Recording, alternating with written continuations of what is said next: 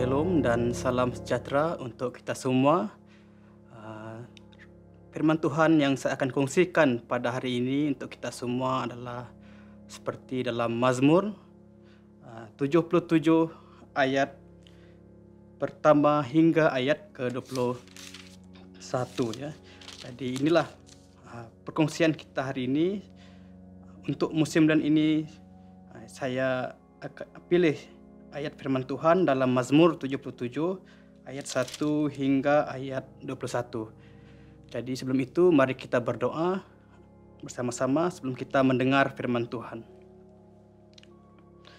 Bapa di surga, Tuhan Yesus, kami bersyukur karena Engkau telah memberkati kami dengan kesempatan untuk mendengar firman-Mu Tuhan pada musim lent ini Tuhan. Biarlah firman Tuhan yang kami belajar dalam Mazmur 77 ayat pertama hingga ayat ke-21 ini Tuhan dapat mengajar kami tentang kebenaran dan tentang kehendak Engkau Tuhan dalam hidup kami Tuhan. Kami mohon Roh Kudus Engkau melayani kami saat kami mendengar firman-Mu. Kami berdoa semua ini hanya dalam nama Tuhan Yesus Kristus.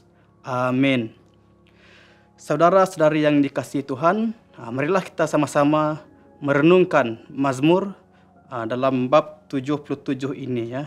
Jadi satu tema yang saya ambil untuk kita belajar di sini adalah yaitu berkaitan tentang kesetiaan Tuhan pada waktu kesusahan ya.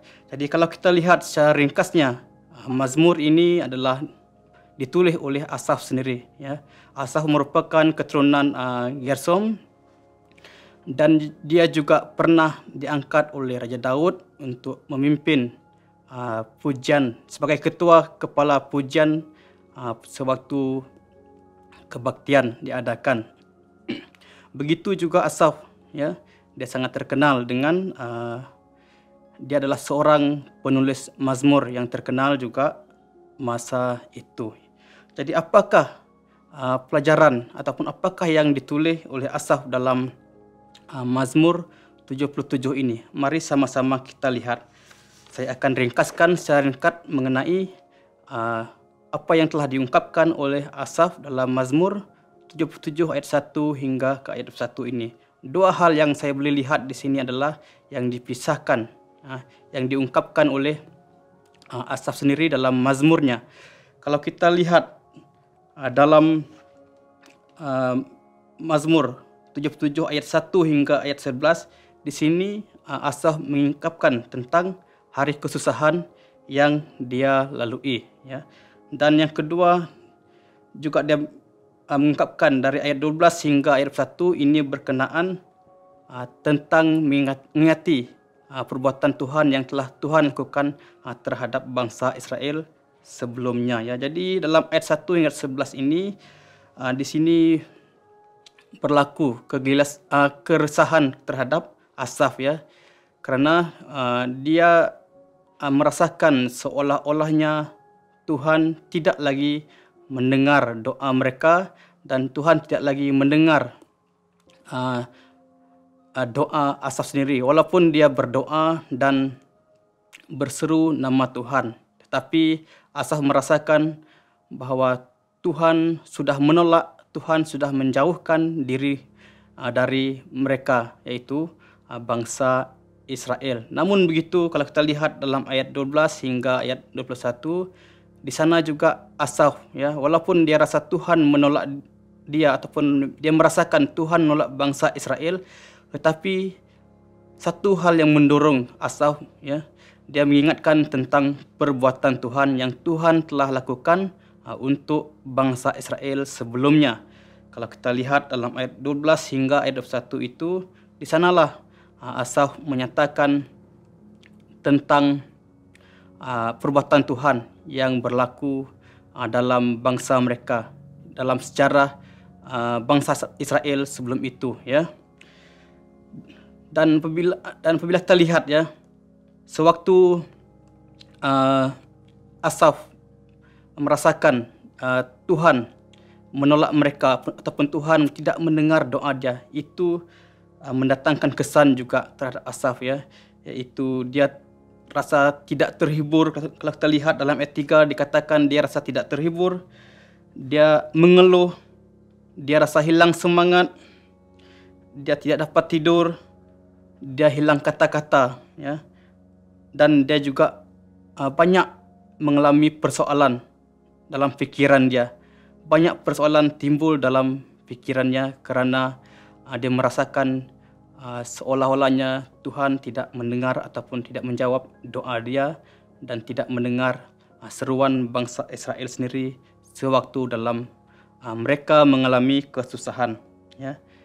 Tetapi hal yang menguatkan Asaf adalah apabila dia terdorong mengingati tentang perbuatan Tuhan dalam sejarah bangsa Israel itu yang berlaku sebelum itu. Jadi apakah pelajaran yang boleh kita belajar dari Mazmur 77 ini, ayat yang pertama hingga ayat 21 ini, ya. Jadi mungkin kita hari ini juga banyak mengalami masalah pergumulan, ya.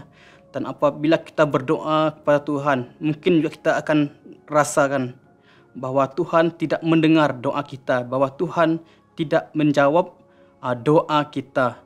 Namun begitu, saudara-saudara yang dikasihi oleh Tuhan sendiri. Tapi ingatlah, ya, Tuhan itu masih lagi setia dengan kita walaupun di waktu kesusahan. Tuhan itu masih mengingati kita di waktu kesusahan. Apa yang menyebabkan kita rasa gelisah, apa yang menyebabkan kita rasa Tuhan tidak mendengar doa kita, itu adalah berlaku dalam fikiran kita sahaja. Tapi namun janji Tuhan itu bahwa Dia menyertai kita itu tetap ada untuk kita dan akan berlaku untuk kita jika kita percaya dan masih bersandar dengan Dia, seperti yang Asaf ungkapkan, ya. Saudara-saudari yang dikasihi Tuhan, ya, marilah kita belajar ini. Yang pertama kita boleh lihat, ya. Yang pertama, marilah kita ingat bersama-sama di sini apakah yang Tuhan sudah lakukan dalam hidup kita, ya. Yang pertama, kita belajar tentang keajaiban Tuhan, ya. Keajaiban Tuhan yang pernah terjadi dalam hidup kita, ya. Jadi pasti kita pernah alami keajaiban Tuhan sebelum ini dalam hidup kita, ya. Mungkin kita rasa hal itu tidak mustahil kita cegah. Mungkin hal itu tidak mustahil kita selesaikan dengan kekuatan kita sendiri. Tetapi apabila kita sudah masuk campur, apabila kita sudah masuk campur Tuhan dalam masalah kita, apabila kita sudah serahkan masalah kita kepada Tuhan, pasti Tuhan menolong. Dan hal ini pasti sudah berlaku, pasti kita alami apabila kita imbas kembali tentang kebaikan Tuhan yang pernah yang berlaku dalam hidup kita. Apabila kita renungkan apakah kebaikan yang saya pernah alami, ya, pasti di sana kita akan lihat bagaimana keajaiban Tuhan itu telah berlaku dalam hidup kita, ya. Hal yang mustahil bagi kita, tapi Tuhan sudah melaksanakan itu dengan baik, ya. Tapi Tuhan sudah menyelesaikan itu dengan baik, ya.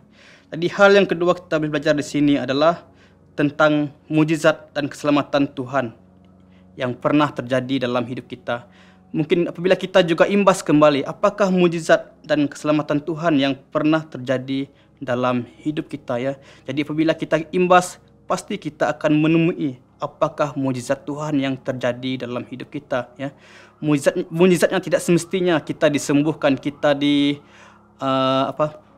kita dibebaskan dari roh jahat dan sebagainya, ya. Tapi mujizat Tuhan itu juga boleh berlaku dalam hidup kita dengan cara yang lain, ya.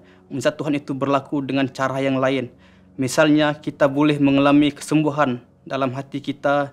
Misalnya kita boleh mengalami kesembuhan pribadi kita. Mungkin sebelum ini kita hidup kita dalam masalah dan sebagainya, ya. Tetapi mujizat Tuhan itu juga boleh berlaku dengan cara mengubah hidup kita menjadi lebih baik, ya.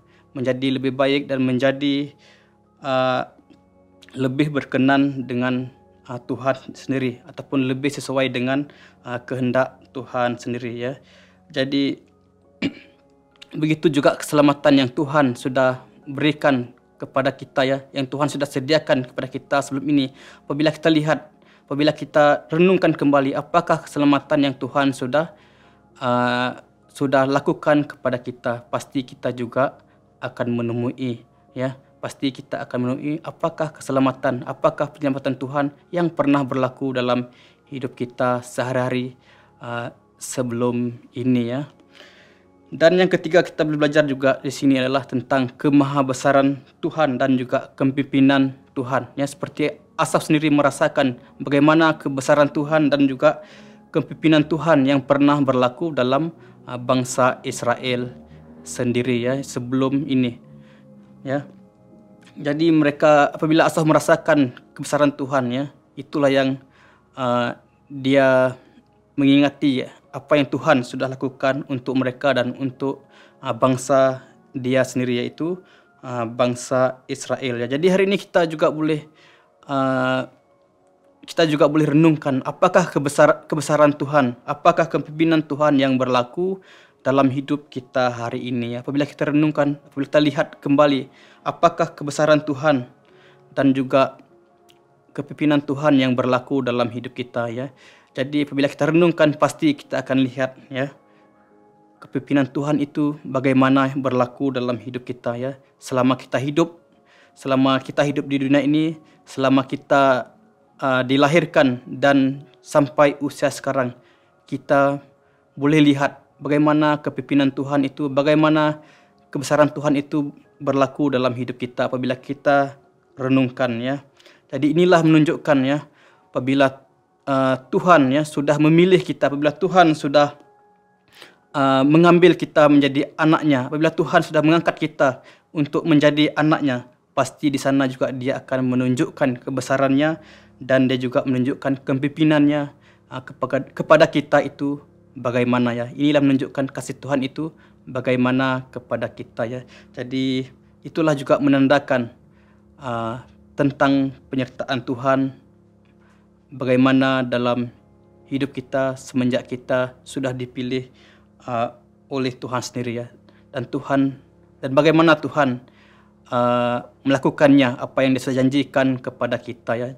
Jadi saudara-saudari, kesimpulannya di sini adalah, ya, mungkin kita hari ini merasakan doa kita tidak didengar oleh Tuhan. Mungkin kita hari ini merasakan Tuhan tidak menjawab doa kita di waktu kita mengalami kesusahan. Biarlah kita belajar di musim ini, ingatlah, ya, bahwa Tuhan itu masih mendengar doa kita dan Dia juga akan menjawab doa kita sesuai dengan waktunya. Dan Tuhan itu juga tidak pernah lupakan janjinya kepada kita, apa yang Dia sudah janjikan kepada kita melalui Tuhan Yesus Kristus. Inilah renungan kita pagi ini. Tuhan memberkati kita.